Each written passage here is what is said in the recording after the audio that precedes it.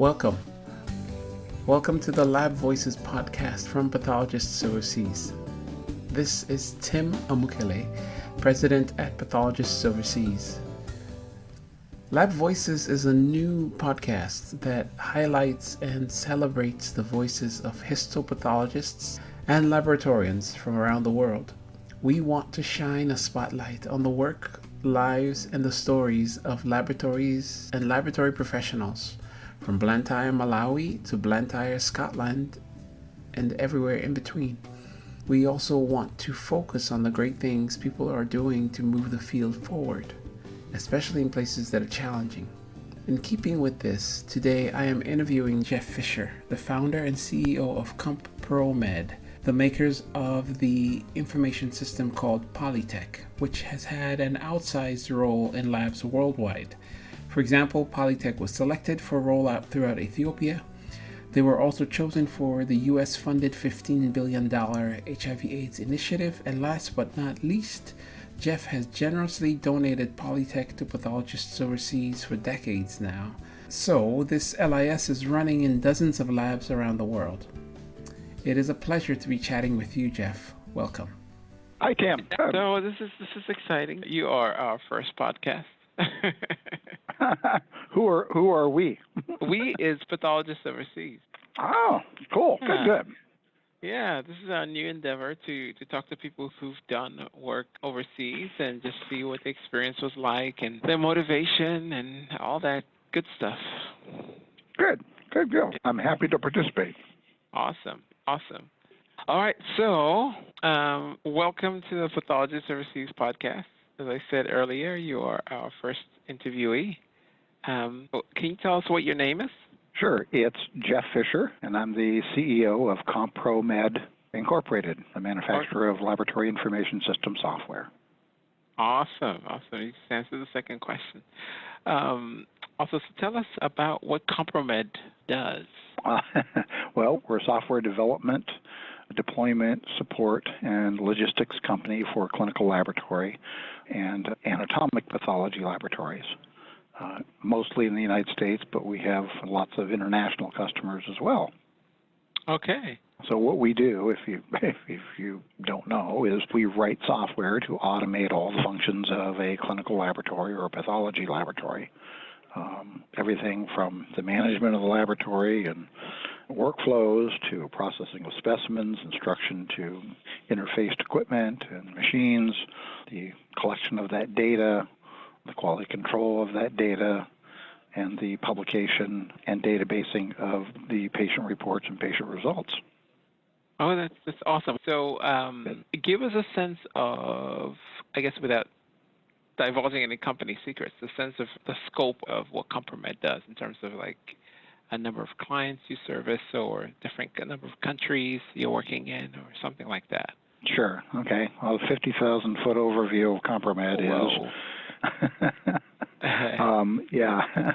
We have just over 100 or so clients in the United States.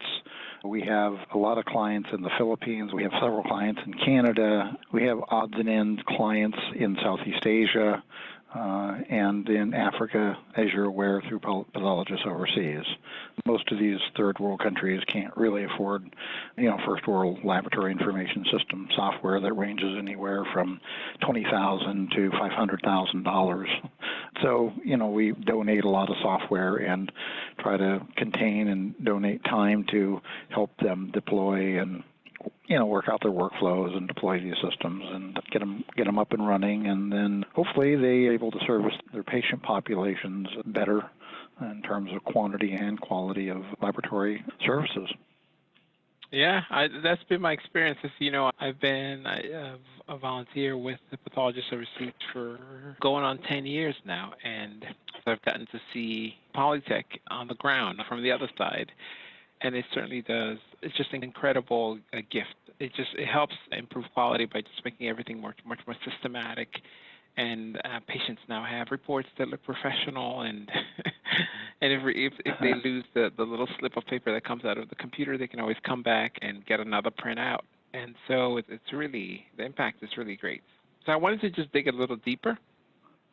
Sure. I know that Polytech, your laboratory information system, is currently working in, as far as I know, at least 25 labs in Ethiopia. I think maybe more, and a whole bunch more in Bhutan, and several others in Eritrea, Nigeria, and many other countries. And these are the countries I'm naming are the ones where I know you've donated your software through Pathologist Overseas, but I know you've also then donated outside of Pathologist Overseas.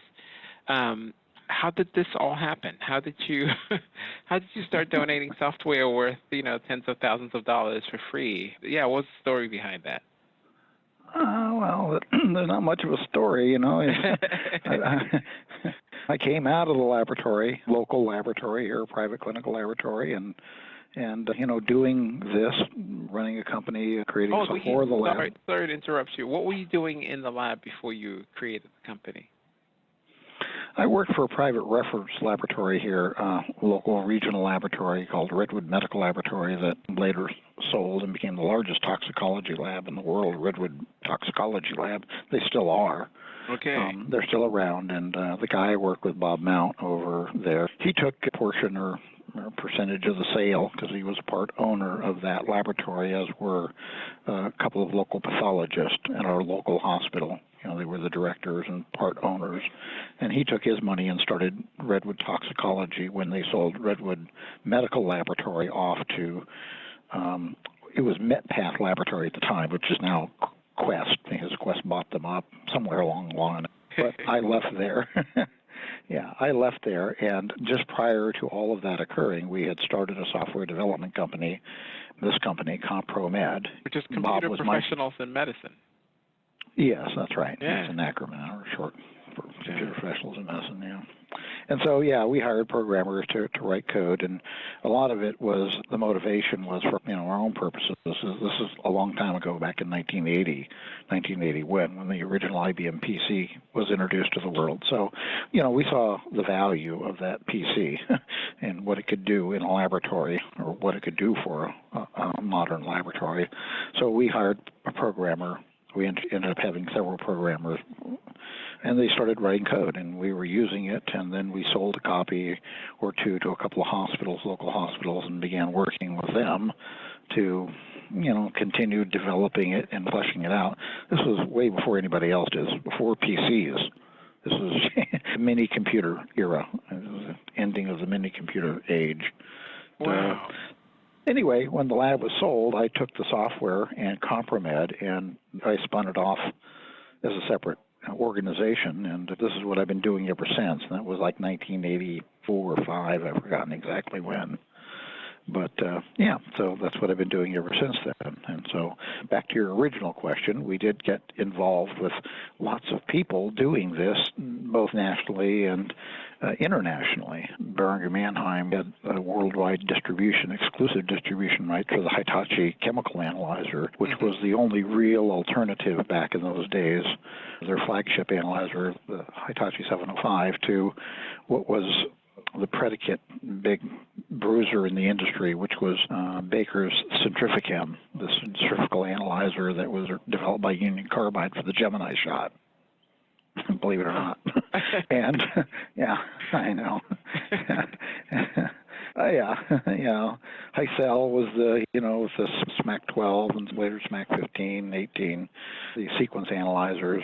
That was the big, chemical analyzer in the industry at the time. And for everybody else had a, a centrifugal analyzer like the Union Carbide or later Baker Industries device.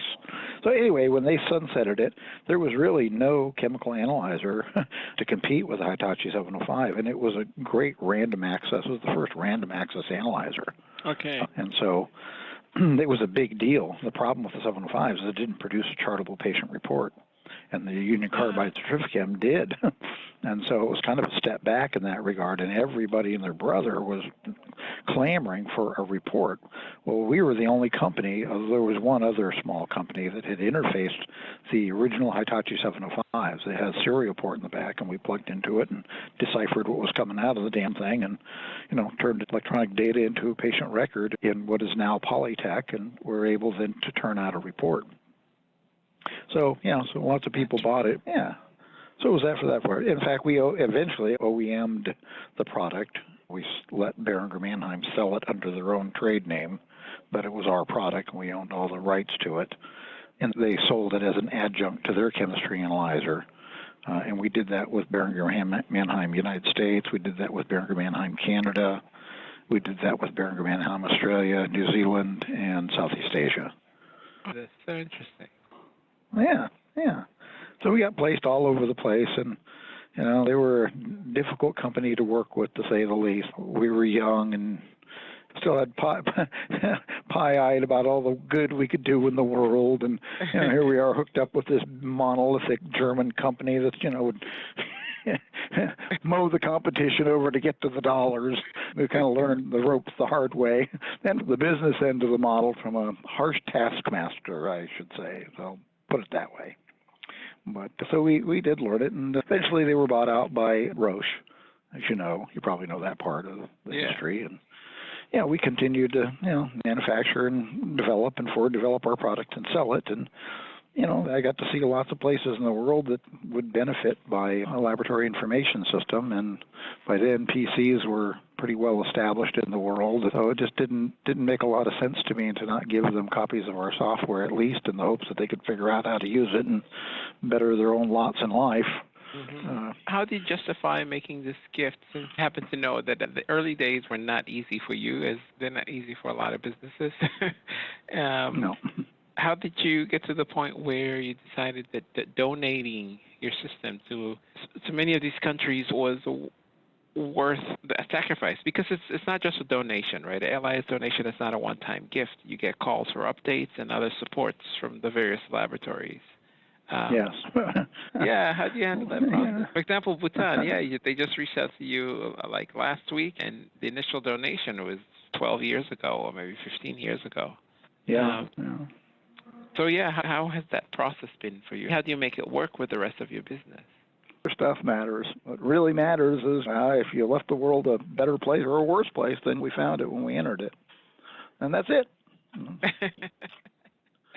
Well, nothing greater than that. Yeah. Great. I think I might close with that one. Oh, thank you, Tim. I appreciate the opportunity to do this. All right, sir. You take care. You too. Bye. Okay, bye. Thanks. Bye. That was Jeff Fisher. Thank you for listening to the Lab Voices podcast. I am your host, Tim Amukele.